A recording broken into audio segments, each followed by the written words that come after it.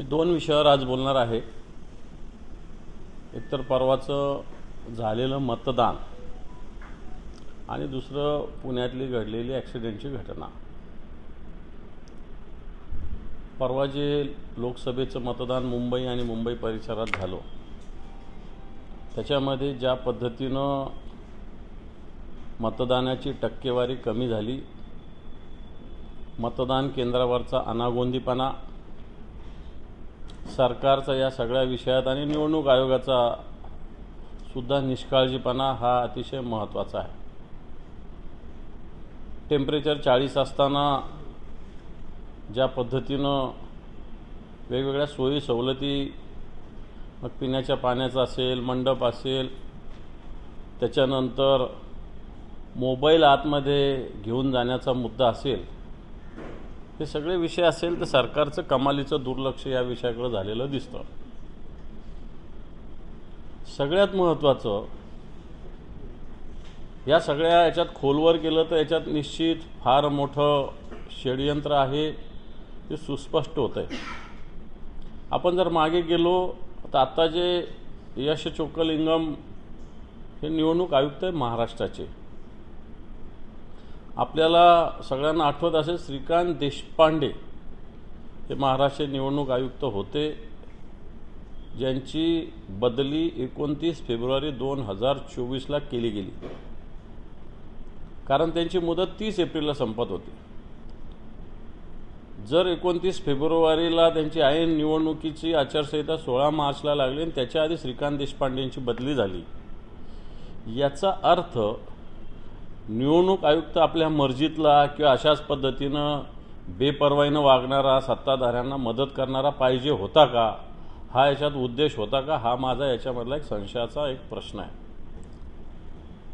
तुम्हाला आश्चर्य वाटेल, अनेक ठिकाणी पैसे वाटपाच्या घटना सत्ताधारी पक्षाकडून, विशेषतः भारतीय जनता पार्टीकडून मोठ्या प्रमाणावर होत होत्या.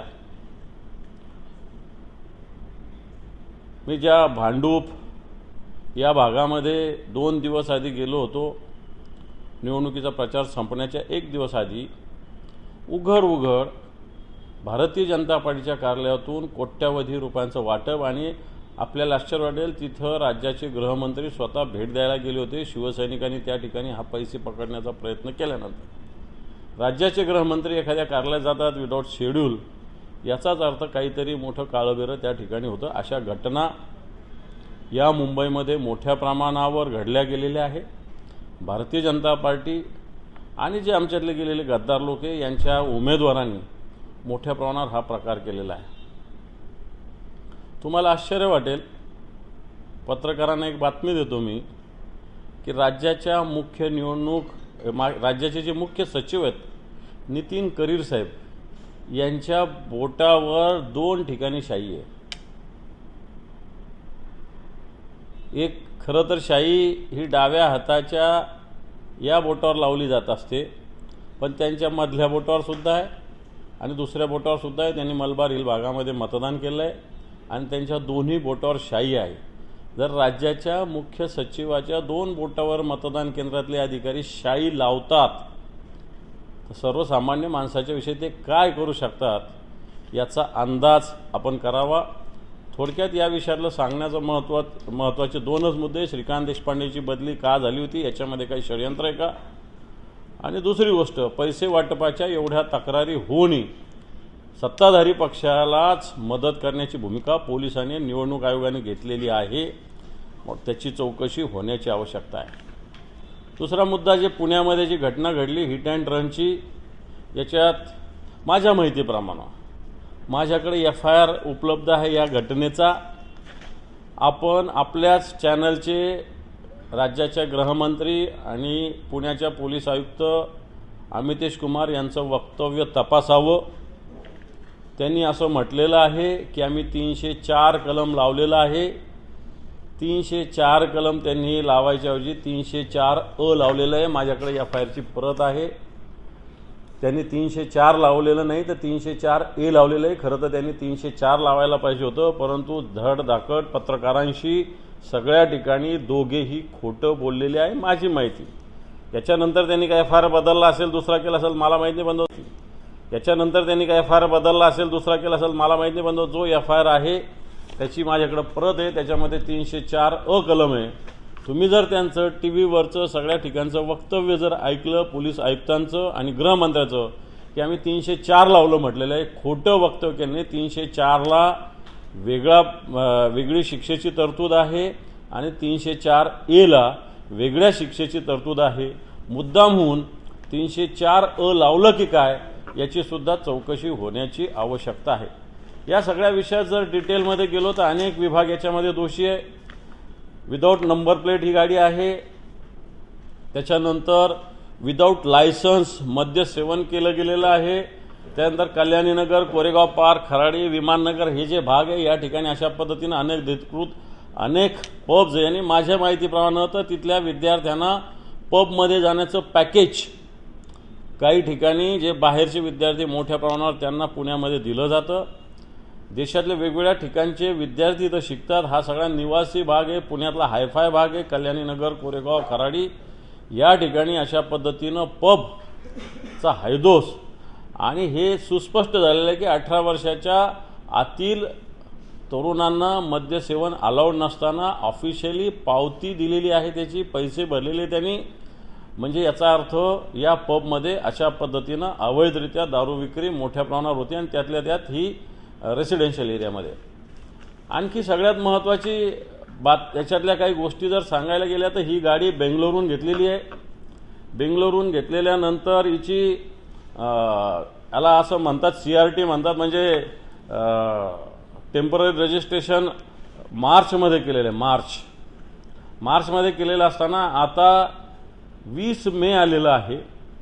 जी बेंगलोरच्या RTOनी जी CRT परमिशन दिलेली त्याच्यानंतर खऱ्या अर्थानं पुण्यामध्ये या अग्रवालनी अशा पद्धतीनं गाडीचं ऑफिशियली टॅक्स भरून रजिस्ट्रेशन करण्याची आवश्यकता होती.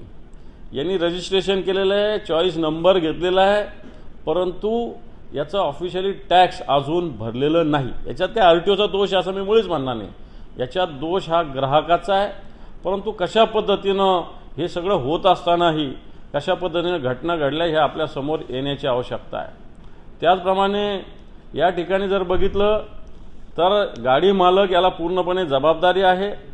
ज्या 2 अनिश अवधी आणि अश्विनी कोस्टाचं याच्यात निधन झालेलं आहे, मला असं वाटतं यांचं निधन होत असताना ज्या पद्धतीनं बेदरकारपणे रात्री 2:30 वाजता 200च्या स्पीडने गाडी चालवली जाते, पोरचे गाडी, याच्यात नियमानुसार माझ्या मते रजिस्ट्रेशन तर रद्द होईलच या गाडीचं, परंतु जो कोणी अग्रवाल आहे याला 25 वर्षाच्या वयापर्यंत कोणत्याही प्रकारे याच्यानंतर लायसन्स देता येणार नाही. आणि त्याच्या वडिलांचा याच्यात हात असला तर त्यालासुद्धा 3 वर्षाची शिक्षा होऊ शकते. परंतु हे सगळं होऊ शकतं आपण म्हणत असताना सत्ताधारी पक्षाचाच एक आमदार रात्री 2 वाजता 3 वाजता पोलीस स्टेशनला जाऊन अशा पद्धतीनं पोलिसावर दबाव आणलेला आहे का, हा सुद्धा तपास होण्याची आवश्यकता आहे. या सगळ्या विषयाचा सार असा आहे की ज्या पद्धतीनं सत्ताधारी वागत आहेत, ज्या पद्धतीनं कायदा सुव्यवस्थेचे धिंडोळे काढतात, पुण्याचे पोलीस आयुक्त मोठ्या पद्धतीनं शोबाजी करतात, 4-5 गुंडांना 2 दंडे मारले तर मी मोठा हिरो आहे असं समजतात, परंतु अशा विषयाकडे ते दुर्लक्ष करतात. अशा मोठ्या व्हाईट कॉलर लोकांना पाठीशी घालतात. कारण यांचा अनुभव, मी संभाजीनगरला पोलीस आयुक्त आहे त्यामुळे मला माहिती आहे हे मोठे 4-5 गुंडांना 2-4 चांगले दंडे मारतात, स्वतःच्या ऑफिसमध्ये येऊन मारझोड करतात, असं दाखवतात की मोठ्या गुंडगड. पण तो व्हाईट कॉलर लोकांना संरक्षण देण्याची भूमिका ही त्यांची सगळ्याच ठिकाणी, संभाजीनगर असेल, नागपूर असेल आणि आता पुण्यामध्ये सुद्धा या अग्रवालच्या प्रकरणावरून लक्षात येते. आणि म्हणून राज्याचे गृहमंत्री यांनी पोलीस आयुक्तावर तात्काळ कारवाई करावी. अशा पद्धतीनं 304A असताना 304 सांगतात धडधाकट. सगळे तुमच्या चॅनलचेच तुम्ही त्यांचे इंटरव्ह्यू बघा, त्यांचं बाईट बघा. आणि म्हणून अशा पद्धतीनं या सगळ्या गोष्टीमध्ये सरकारने कारवाई करण्याची आवश्यकता आहे, चौकशी होण्याची आवश्यकता आहे.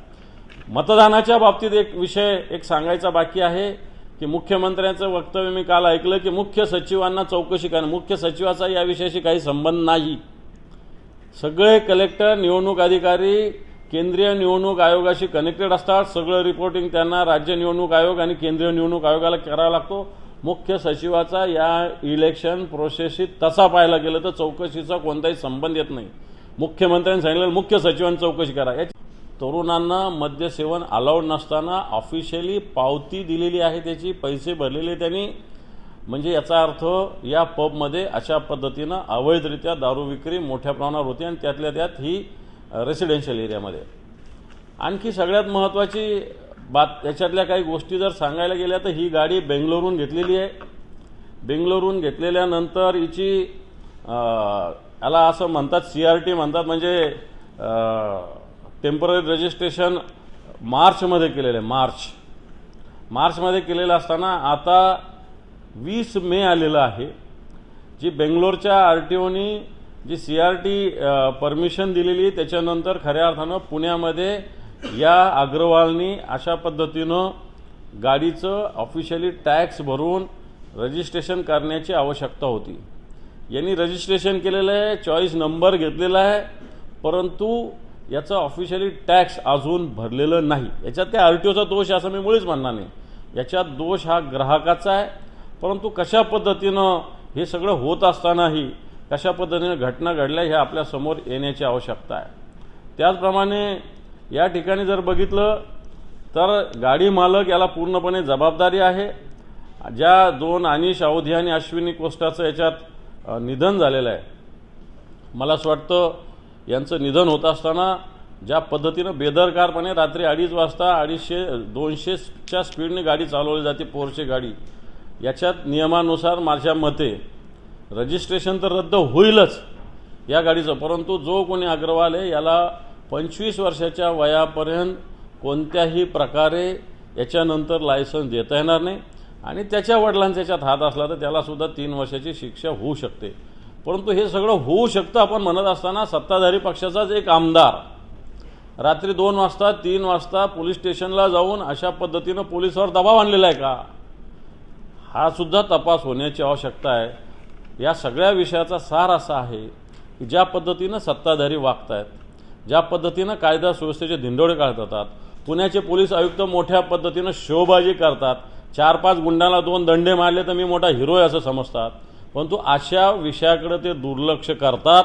अशा मोठ्या मोठ्या व्हाईट कॉलर लोकांना पाठीशी घालतात, कारण यांचा अनुभव, मी संभाजीनगरला पोलीस आयुक्त आहे त्यामुळे मला माहिती आहे हे मोठे मोठे 4-5 गुंडांना 2-4 चांगले दंडे मारतात, स्वतःच्या ऑफिसमध्ये येऊन मारझोड करतात, असं दाखवतात की मी मोठा गुंडगड, पण तो व्हाईट कॉलर लोकांना संरक्षण देण्याची भूमिका ही त्यांची सगळ्याच ठिकाणी, संभाजीनगर असेल, नागपूर असेल आणि आता पुण्यामध्ये सुद्धा या अग्रवालच्या प्रकरणावरून लक्षात येते। आणि म्हणून राज्याचे गृहमंत्री यांनी पोलीस आयुक्तावर तात्काळ कारवाई करावी। अशा पद्धतीनं 304A असताना 304 सांगतात, धडधाकट सगळे तुमच्या चॅनलचेच तुम्ही त्यांचे इंटरव्ह्यू बघा, त्यांचं बाईट बघा, आणि म्हणून अशा पद्धतीनं या सगळ्या गोष्टीमध्ये सरकारने कारवाई करण्याची आवश्यकता आहे, चौकशी होण्याची आवश्यकता आहे। मतदानाच्या बाबतीत एक विषय सांगायचा बाकी आहे की मुख्यमंत्र्यांचं वक्तव्य मी काल ऐकलं की मुख्य सचिवांना चौकशी करणं, मुख्य सचिवाचा या विषयाशी काही संबंध नाही। सगळे कलेक्टर, निवडणूक अधिकारी केंद्रीय निवडणूक आयोगाशी कनेक्टेड असतात, सगळं रिपोर्टिंग त्यांना राज्य निवडणूक आयोग आणि केंद्रीय निवडणूक आयोगाला करावा लागतो। मुख्य सचिवाचा या इलेक्शन प्रोसेसशी तसा पाहायला गेलं तर चौकशीचा कोणताही संबंध येत नाही। मुख्यमंत्र्यांनी सांगितलं मुख्य सचिवांनी चौकशी करा, याच्यात संबंधच येत नाही मुख्य सचिव, असं माझं मत आहे। वेगळ्या पद्धतीनं मुख्य सचिव करणार असेल तर वेगळा मुद्दा आहे, परंतु याला सर्वस्वी जबाबदार कलेक्टर हे रिपोर्टिंग मुख्य सचिवाला नव्हे तर केंद्रीय निवडणूक आयोगाला लोकसभेच्या निवडणुकीचा करत असतात। म्हणून याची उच्चस्तरीय चौकशी केंद्रीय निवडणूक आयोगाच्या मार्फत होण्याची आवश्यकता आहे। श्रीकांत देशपांडेची बदली का झाली होती आणि कशा पद्धतीनं ज्या ज्या भागात मुद्दाम होऊन या सगळ्या भागामध्ये सत्ताधारी पक्षाला एक नुकसान होण्याची भीती म्हणून मतदानाची प्रक्रिया स्लो केली का, याची सुद्धा चौकशी होण्याची आवश्यकता आहे। सर, निलेश लंकेंनी एक व्हिडिओ ट्वीट करत ईव्हीएम मशीन ठेवलेल्या स्ट्रॉंग रूमच्या परिसरातील सिक्युरिटीचा एक महत्त्वाचा मुद्दा उपस्थित केला आहे। त्या ठिकाणी एक अनोळखी व्यक्ती जाऊन व्हिडिओ वगैरे करतोय अशा प्रकारे दिसत आहे। एकूण कसं पाहता या घटनेकडे, ज्या ठिकाणी खरं तर ईव्हीएम्स आहेत ते स्ट्रॉंग रूम आहेत, सिक्युरिटी मोठ्या प्रमाणात असते, मात्र एक मुलगा त्या ठिकाणी जाऊन व्हिडिओ करतो। हे पाहिजे ईव्हीएमच्या सुरक्षिततेचे विषय तर आपल्याला बारामतीचं उदाहरण आपल्या समोर आहे। 45 मिनिटं CCTV बंद होता आणि आता तुम्ही सांगताय तो सुद्धा महत्त्वाचा आहे सुरक्षिततेचा। तुमच्या माहितीसह सांगतो, जो मागे एक परळीचा व्हिडिओ आलेला आहे, संभाजीनगरचा एक व्हिडिओ आलेला आहे एकच, आणि अशा पद्धतीने व्हिडिओ शूटिंग करत असलं हे सुद्धा सुरक्षिततेच्या दृष्टीनं काळजीचं आहे. माजी मंत्री प्राजक्त तनपुरे यांच्या मुलाची रॅगिंग वेदांत अग्रवाल आणि त्यांच्या मित्रांनी केली होती. या संदर्भात त्यांच्या पत्नी सोनाली तनपुरे यांनी एक ट्विट सुद्धा केलं आहे. या संदर्भात कारवाईची मागणी केली होती, मात्र कारवाई झाली नाही. त्यांच्या मुलाला दुसऱ्या शाळेमध्ये टाकावं लागलं, अशा प्रकारची घटना घडली. त्यांनी आता उघडपणे सांगितलं. कसं वाटतं? मला असं वाटतं हा जो वेदांत अग्रवाल या गुन्हेगारी प्रवृत्तीचा दिसतो, मोठ्या बापाचा मुलगा असल्यामुळं, मोठे तिथले व्यावसायिक असल्यामुळं ही सगळी मस्ती त्यांच्या डोक्यात गेली दिसते. मला वाटतं पोलिसांनी राज्य सरकारने ही मस्ती अशा प्रकारच्या मुलांची उतरवण्याची आवश्यकता आहे. या प्रकरणामध्ये राष्ट्रवादीचे आमदार आहेत, स्थानिक आमदार आहेत, त्यांनी त्या ठिकाणी पोलिसांवरती दबाव आणून ते प्रकरण कुठेतरी दाबवण्याचा प्रयत्न केला. मला तर वाटतं हे 304A आणि 304 त्याच्यामधलाच प्रकार दिसतो. कारण पोलिसांनी टाकण्याचा प्रयत्न केला असेल, त्याच्यावर सत्ताधारी पक्षाच्या आमदारांनी दबाव आणला असेल आणि त्या दबावाखाली पोलिसांनी काम केलं असावं अशी माझ्या मनात शंका आहे. सर, विशाल अग्रवाल आणि त्यांच्या कुटुंबियांचे दाऊद आणि छोटा राजांशी संबंध आहेत अशा प्रकारे सुद्धा बातम्या आता समोर येत आहेत. कसं आता याकडे एकूणच त्यांचे आणि अशा प्रकारे चर्चा समोर येत आहेत, तसं त्यांच्या कारवाई सुद्धा होताना पाहायला मिळते. मला याच्यातलं जास्त माहिती नाही, पण अशा प्रकारचे आरोप असेल तर चौकशी झाली पाहिजे. गजानन कीर्तीकर यांना पक्षातून हकालपट्टी करावी अशा प्रकारे शिशिर शिंदे यांनी मुख्यमंत्री एकनाथ शिंदेंना पत्र दिलं आहे. निवडणूक मतदानाच्या दिवशी पक्षविरोधी कारवाई कृत्य केलं असल्याचं वक्तव्य केलं असल्याचं त्यांच्यावरती आरोप करण्यात येतोय. कुठेतरी शिवसेनेमध्ये फूट पाहायला मिळते. अमित कीर्तीकर यांना मतदान केल्यामुळे त्यांच्या आईने शिवसेनेत फूट नाही, शिवसेनाच राहणार नाही त्यांची याच्यानंतर.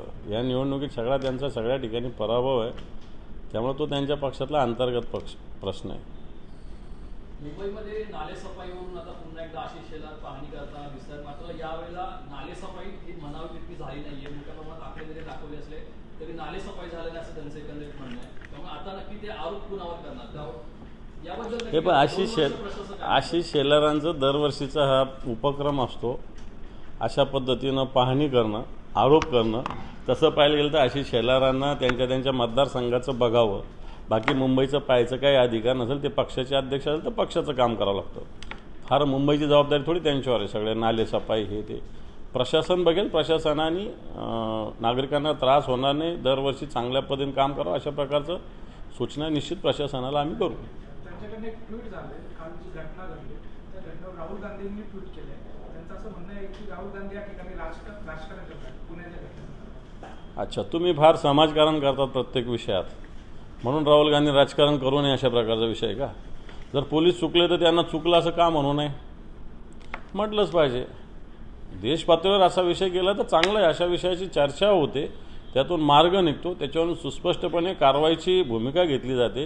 कारण केंद्राने सुद्धा अशा पद्धतीनं आता कायद्यामध्ये अनेक बदल केलेले, 2019 पासून अनेक या सगळ्या बदल केलेले, त्याची अंमलबजावणी सुद्धा वेगानं होण्याची आवश्यकता आहे.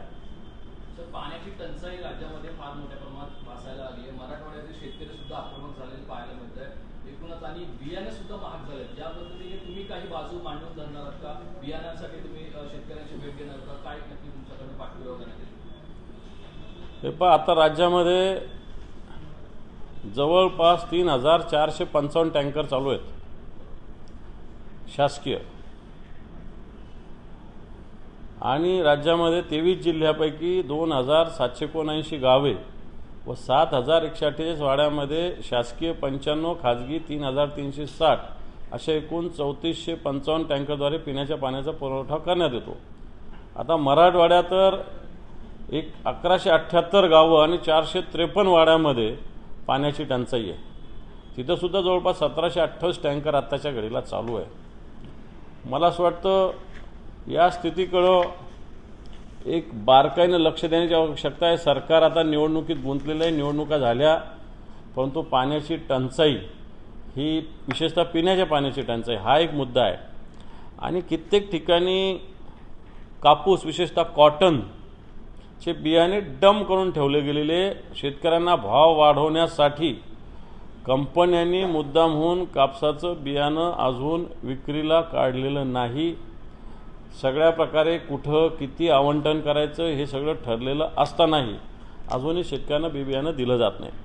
व्यापाऱ्यांपर्यंत हे बी बियाणं पोहोचलेलं नाही. आणि म्हणून याच्याविषयी निश्चित आता 1-2 दिवसात शिवसेनेच्या वतीनं असेल, शेतकऱ्यांच्या वतीनं भूमिका आम्हाला फोन येत आहेत, पत्र येत आहेत. निश्चित येणाऱ्या 1-2 दिवसामध्ये सरकारशी बोलून याच्याविषयी मार्ग काढला जाईल. बीडमध्ये सुद्धा अनेक बोगस मतदान झालं होतं. तर जिल्हाधिकाऱ्यांना सुद्धा एक आरोप केले होते तिथे स्थानिक मतदारांनी. रिकाउंटिंग व्हावं अशी मागणी होत आहे. विरोधी पक्ष म्हणून आपण काय म्हणतो? मी बोललो ना, परळीला ज्या पद्धतीनं परळीचं एक सगळ्या गोष्टी समोर आल्या, मी पूर्ण बीड जिल्ह्याला नाही बोलणार, पण काही ठिकाणी निश्चित अशा पद्धतीनं जर झालेलं असेल तर त्याची चौकशी व्हावी. ठीक आहे, थँक्यू.